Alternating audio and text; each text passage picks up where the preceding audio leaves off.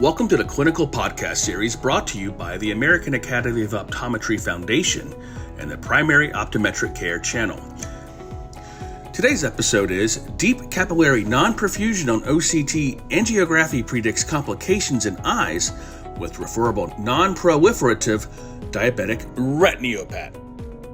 I'd like to thank our host Mule Brujic, topical editor Chelsea Bradley, and topical expert Brittany Brady. Now on to the show.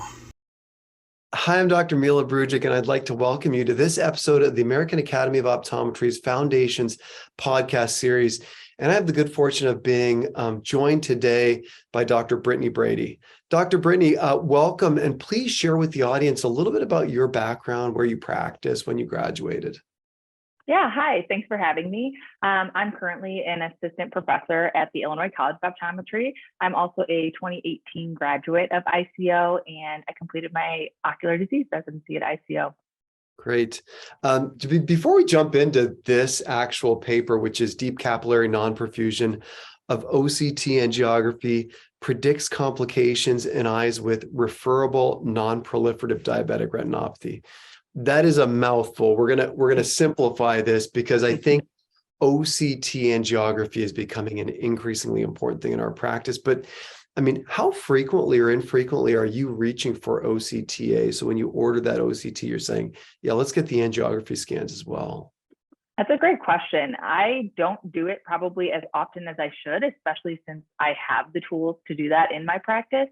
But whenever I do utilize it, I find it to be extremely helpful. Are there conditions where you're like, I want the OCTA on this specific patient? Definitely if I'm thinking like JXP, that might be something I'll definitely get an OCTA on.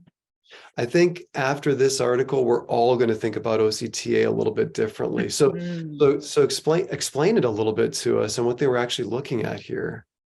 Yeah, so what they were really investigating was if the current OCT angiography metrics for measuring deep capillary non-perfusion can be utilized to predict whether or not patients with certain levels of NPDR, which they classified as referable, meaning moderate and severe stages, if that puts them at higher, or is allowing us to predict if those patients are going to go on to develop visually significant complications. So they're literally looking at OCTA scans.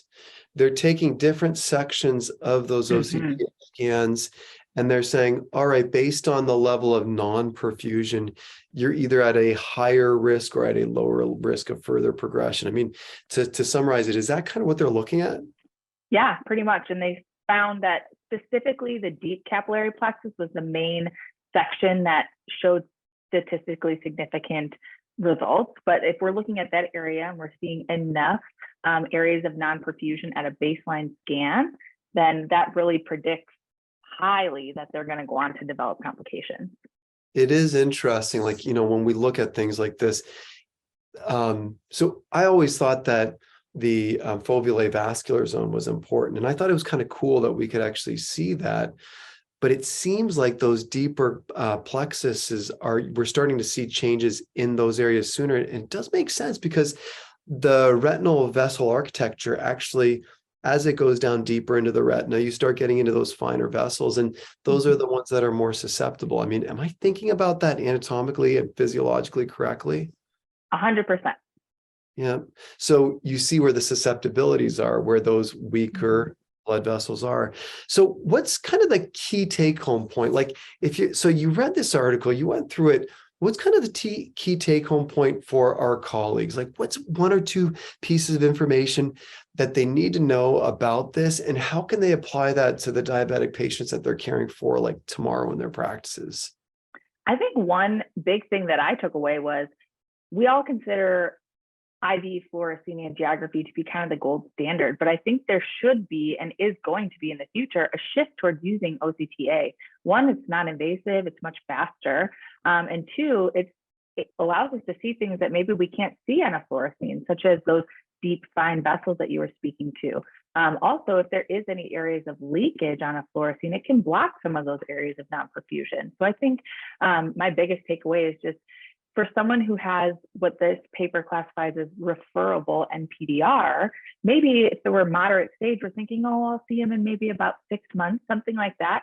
But actually, if we do our OCTA and we're seeing significant amount of non-perfusion in that deep capillary plexus, we might want to see them a little bit sooner, and potentially even refer a patient where we might not have done so in the past. So I think really utilizing the OCTA is the biggest takeaway.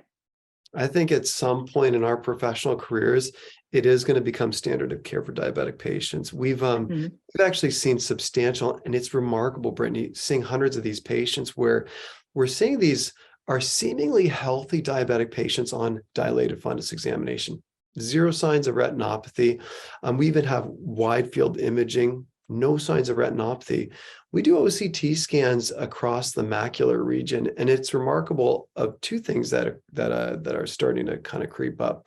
Again, no signs of visible retinopathy on standard examination. We're starting to see increases in the foveolae vascular zone, and this diffuse capillary dropout that precedes what we typically see as clinical diabetic retinopathy. So I think we will be at a time where at some point this will become the standard of care, and we're going to start communicating with our physicians even a little bit differently that are managing our diabetic patients from a systemic perspective.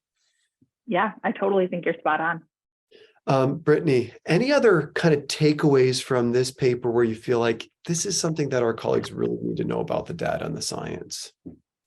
Yeah, I think that I'm hopeful that the OCT manufacturers are going to try to kind of focus on these metrics specifically in that deep capillary plexus to really, improve the software and make it better and easier for us to monitor.